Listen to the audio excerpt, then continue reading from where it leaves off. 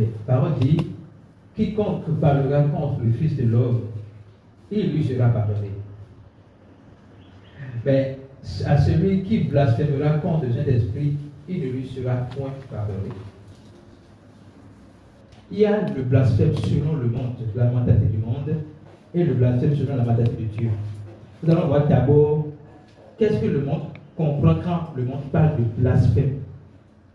Les gens, là, de verset 7. On va voir ensemble ce que le monde pense quand le monde parle de blasphème. Et nous allons découvrir que la sagesse de Dieu est réellement folie chez les hommes. Comment cet homme parle-t-il ainsi? Il blasphème. Qui peut pardonner les péchés si ce n'est Dieu seul? C'est le contexte, c'est que, il y a un paralytique, Jésus dit, tes péchés te sont pardonnés. Et les pharisiens qui étaient choqués, ils disent, mais comment il peut se permettre de dire que tes péchés sont pardonnés? Parce que dans leur mentalité, c'est Dieu seul qui pardonne. Maintenant, étant donné que Jésus dit, tes péchés te sont pardonnés, pour eux, Jésus vient de blasphémer contre Dieu. Ok? Vous comprenez? Ce qui est la mission de Jésus, ce pourquoi Jésus est venu, il déclare cela et on dit qu'il vient de blasphémer contre Dieu. Ça, c'est ce que les hommes pensent. Matthieu 26, verset 3 jusqu'à 6. Jésus garda le silence. Conteste. Jésus était devant dans le processus pour être condamné. Jésus garda le silence. Et le souverain sacrificateur, prenant la parole, lui dit, je t'adjure par le Dieu vivant de nous dire si tu es le Christ, le Fils de Dieu. Donc, ce qui était inconcevable pour eux, c'est que Jésus confirme qu'il est le Christ, le Fils de Dieu. Souvenez-vous que, au début des chapitres de Matthieu, Jésus a discuté avec ses disciples en demandant, pour le monde, qui dit-on que je suis? Et pour vous, qui dites-vous que je suis? Cette question est venue pour aider les disciples à savoir que Jésus n'est pas comparé à un prophète. Jésus est le Fils de Dieu, le Christ. Et Pierre en a eu la révélation. Il a dit, tu es le Christ, le Fils de Dieu. Il n'a pas dit, tu es un prophète. Jésus n'est pas un prophète. Les prophètes sont morts. Jésus n'est pas mort. Il a donné sa vie pour la reprendre. Vous comprenez? Donc, ils veulent que Jésus confie qu'il est le Fils de Dieu. Maintenant, verset suivant. Jésus répondit, tu l'as dit, donc Jésus confie. De plus, je vous le déclare, vous verrez désormais le Fils de l'homme assis à la droite de la puissance de Dieu et venant sur les nuées du ciel. Verset 65. Alors, le souverain sacrificateur déchira ses vêtements, disant, il a blasphémé. Qu'avons-nous encore besoin de témoins? Voici, vous venez d'entendre son blasphème. Que vous ensemble. Donc, qu'est-ce qu'ils ont considéré comme blasphème là? Que je déclare qu'il est le Christ, le Fils de Dieu. Donc, pour les hommes, le fait que Jésus dise « Je suis le Christ, le Fils de Dieu », c'est un blasphème. Pour les hommes, le fait que Jésus déclare « Tes péchés te sont pardonnés », c'est un blasphème. Vous comprenez? Maintenant, quand Jésus dit « Je suis le Christ », qu'est-ce que Jésus veut dire? Je suis la personne qui va mourir pour les péchés du monde entier. Je suis venu en tant que Christ pour mourir pour les péchés du monde entier. Le troisième jour, après ma mort, je serai enseveli, après ma mort, je vais ressusciter. Et quand il a donné cette révélation à Pierre, souvenez-vous, quand il a dit, maintenant que tu sais que je suis le Christ, voilà ce qui va m'arriver. Pierre ne voulait pas que je fasse sacrifice. Oh, c'est pour ça qu'il est venu sur la terre. Alléluia. Donc, dans la pensée de l'homme, Jésus ne peut pas pardonner les péchés du monde. Jésus ne peut pas être le Christ, le Fils de Dieu. Parce que nous savons que celui qui dit qu'il est le Fils de Dieu est égal à Dieu, c'est-à-dire à la même nature que Dieu. Donc, dans la mentalité des gens, personne n'a la même nature que Dieu. Mais Jésus déclare qu'il est fils de Dieu, le Christ. Donc, pour les hommes, blasphémer, c'est se réclamer venant de Dieu, se réclamer de Dieu. Blasphémer, c'est penser qu'on peut faire ce que Dieu a fait, c'est-à-dire pardonner les péchés. Blasphémer, c'est dire que on est Christ, on est le Fils de Dieu. Alléluia. Maintenant, pour Jésus, que veut dire blasphémer? Et là, je vais revenir sur le verset Luc 2, verset 10. Je propose qu'on commence par le verset 8. Vous allez voir le contexte. Verset 8.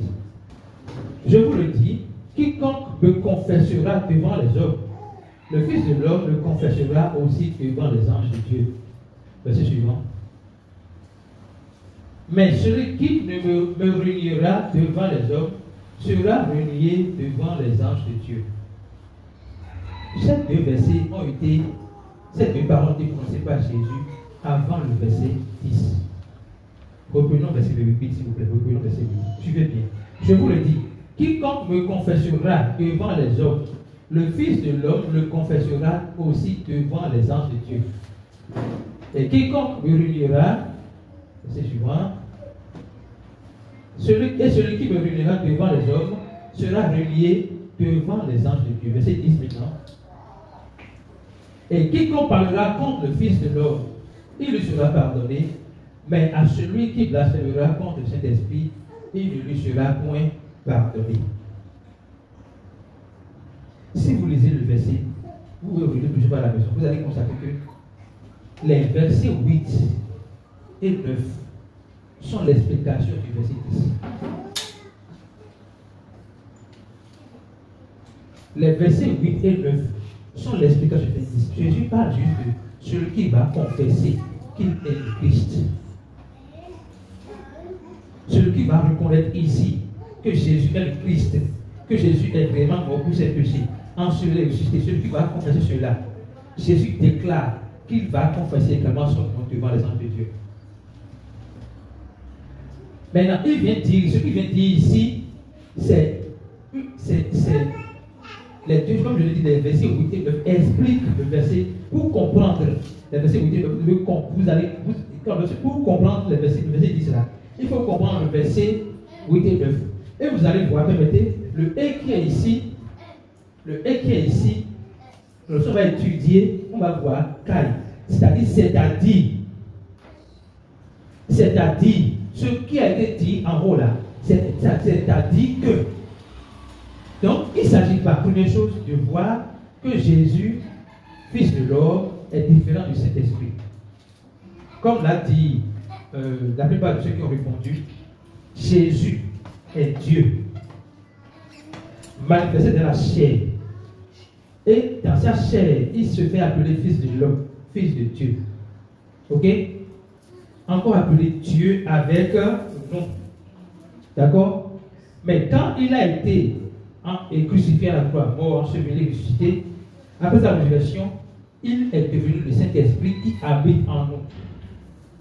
Donc c'est le même Jésus. Ok? Première chose. Deuxième chose, on voit également que le verset là essaie de catégoriser les péchés. Il y a un péché qui n'est pas pardonnable, il y a un péché qui est pardonnable. Jésus, Jean a dit à propos de Jésus, voici l'agneau de Dieu qui ôte le péché du monde. Jean 1, verset 29. Voici l'agneau de Dieu qui ôte le péché du monde. Jésus est venu pour ôter le péché du monde. Ici, il n'est pas en train de vouloir ôter. Il a déjà ôté. Alléluia. Jésus a déjà ôté le péché du monde. Ça veut dire quoi? Le péché du monde, le péché du monde est déjà pardonné. Le péché du monde est déjà pardonné. Maintenant, le bloc se trouve où? À celui qui reçoit cela, la personne est pardonnée. Celui qui ne reçoit pas n'est pas pardonné. C'est aussi simple que ça. Le péché du monde est déjà pardonné. Celui qui reçoit, accepte le péché du monde, le péché que Jésus a payé du monde est pardonné. Celui qui n'accepte pas n'est pas pardonné. Ce n'est pas Dieu qui décide de ne pas lui pardonner. C'est lui qui refuse d'accepter le pardon de Dieu. Vous comprenez ce que je dis? Ce n'est pas Dieu qui décide de ne pas lui pardonner ses péchés. C'est lui qui refuse d'accepter de recevoir le pardon de Dieu. Alléluia.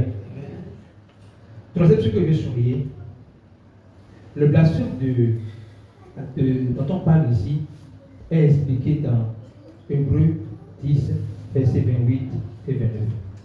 Écoutez, je pense que quelqu'un en a parlé dans son propos tout à l'heure. Quelqu'un a quelque chose qui est lié à ce verset. Celui qui a violé la loi de Moïse meurt sans miséricorde sur la déposition de 2 ou de 3 témoins. Verset suivant. De quel pire châtiment pensez-vous que sera jugé digne celui qui aura foulé aux pieds le Fils de Dieu, qui aura tenu pour profane le sang de l'alliance, par lequel il a été sanctifié et qu'il aura outragé l'esprit de la grâce.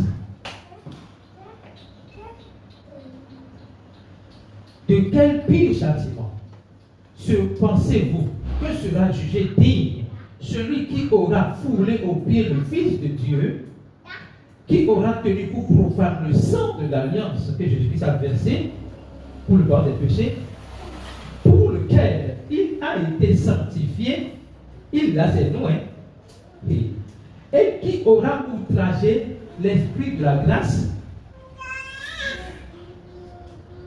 Blasphémement de cet esprit, c'est fouler aux pieds le Fils de Dieu.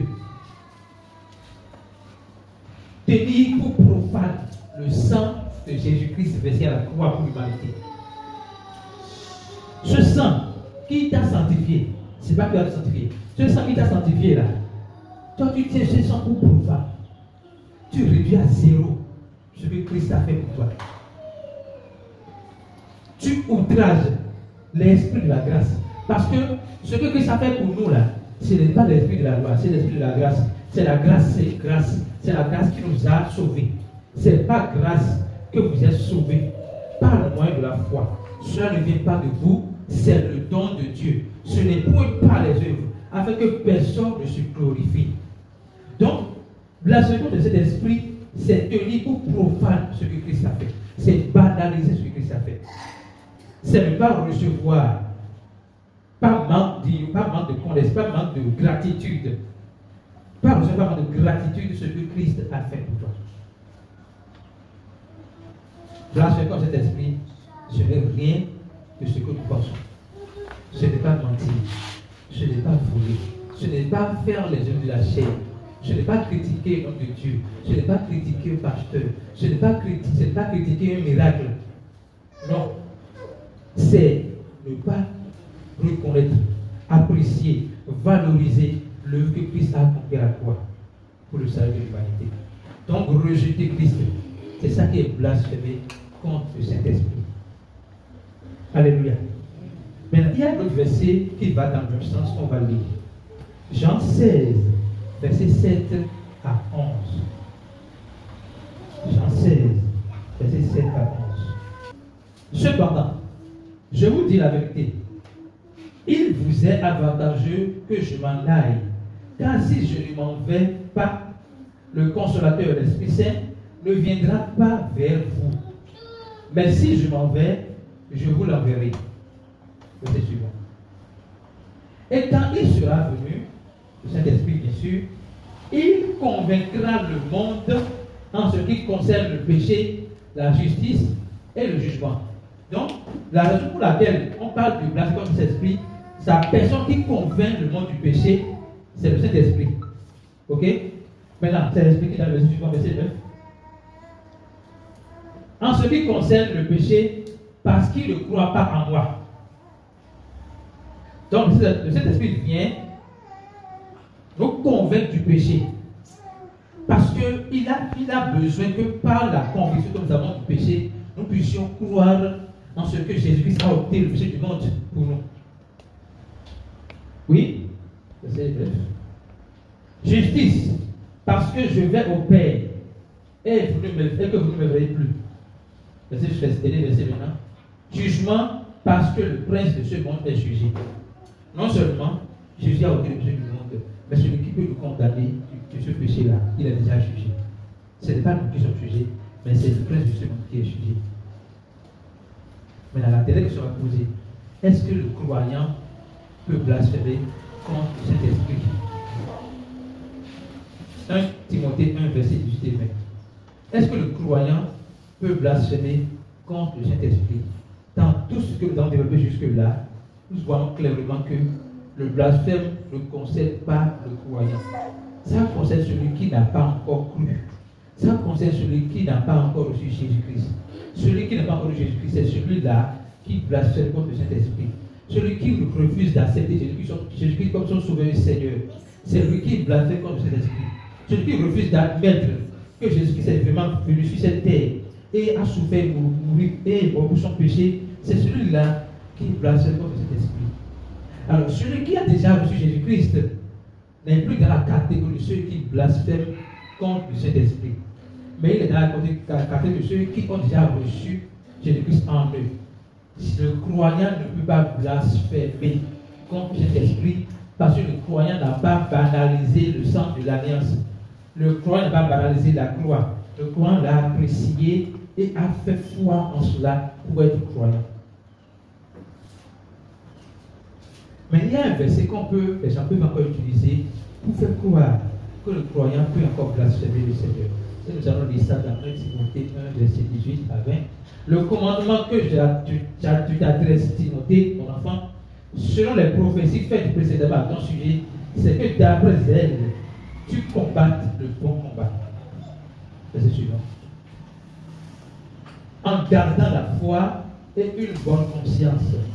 Cette conscience, quelques-uns l'ont perdue et ils ont fait naufrage par rapport à la foi. Je vais expliquer quelque chose ici, c'est une parenthèse.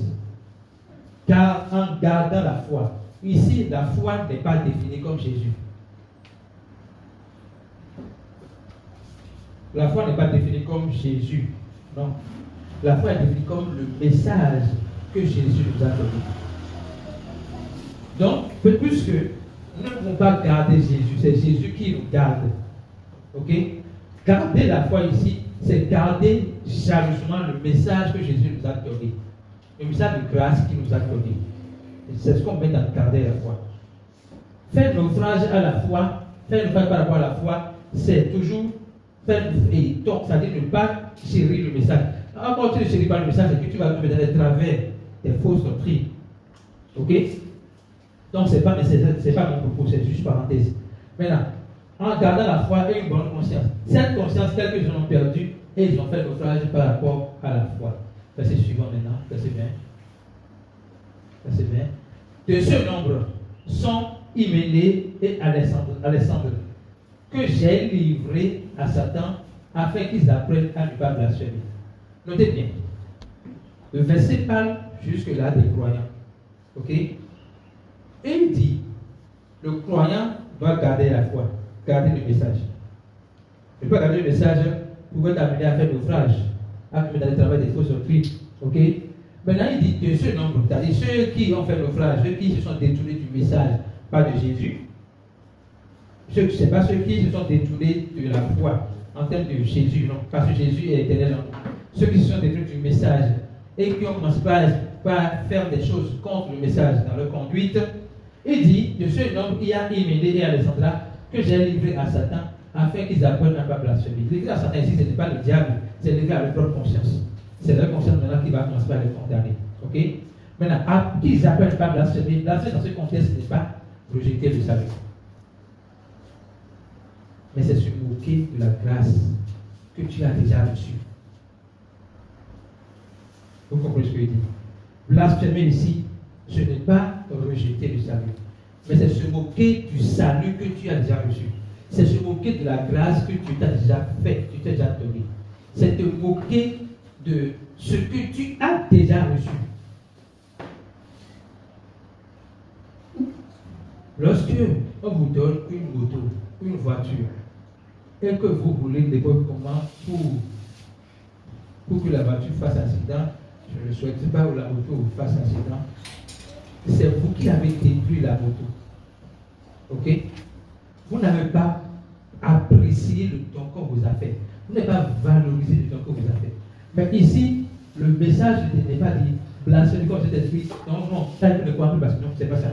Le croyant a déjà reçu le salut. Il n'a pas blasphémé comme cet esprit. Il a juste banalisé ce qu'il a déjà reçu. Il n'a pas vécu comme ayant en lui Dieu. Il n'a pas montré sa vie comme possédant en lui Dieu. Il a vécu comme un païen. Et dès lors, c'est sa conscience qui va le condamner. Parce que la conscience que Dieu nous donne, c'est pour nous guider à revenir sur son chemin.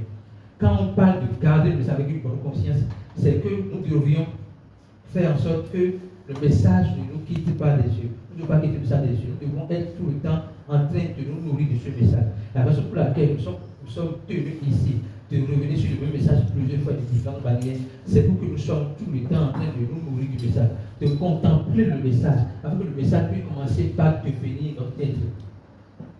Plus le message sera notre être, plus nous allons manifester Christ facilement. Maintenant, plus nous allons nous détourner du message, écouter des pléthores de messages pour nous empoisonner l'esprit, nous n'allons pas pouvoir tenir ferme dans le message que Dieu nous a donné. Garder la foi, c'est ce qui fait dans le message que Dieu nous a donné. Blasphémer dans ce contexte, ce n'est pas rejeter le Seigneur Jésus-Christ, mais c'est se moquer de la grâce que Dieu nous a faite. Alléluia. Je prie le Seigneur de nous aider à comprendre que nous ne sommes pas capables de blasphémer contre cet esprit. Parce que nous avons déjà le Saint-Esprit en nous. Nous l'avons déjà reçu en nous. C'est ceux qui ne peuvent pas, qui n'ont pas encore reçu le Saint-Esprit en eux, qui peuvent blasphémer, qui ont encore le potentiel pour blasphémer. Nous n'avons pas le potentiel pour blasphémer encore contre cet esprit. Mais nous pouvons nous moquer de la grâce de Dieu. Nous ne pouvons pas valoriser ce que nous avons reçu déjà.